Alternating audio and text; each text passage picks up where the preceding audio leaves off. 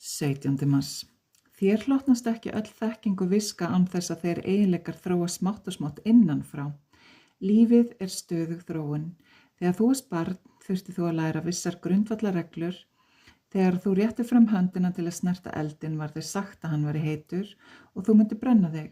Ef þú hlýtur ekki, fórst þínu fram og snertir eldinn, brendirðu þig og fannst að það var mjög sársaukafullt. Það kenndi þér samt sem áður að snerta hann ekki aftur. Í andlegu lífi verður þú að læra vissar grundvallarlexíur og sé þeim ekki fylgt verður þú að taka afleiðingunum. Sumt fólk er mjög fljótt að læra og er reiðubúin að takast á við stærri lexíur. Þangað til að lokum, það upplifir svo mikinn samhljóma við kærleikann að það þarf ekki lengur að læra neinar stóra lexíur.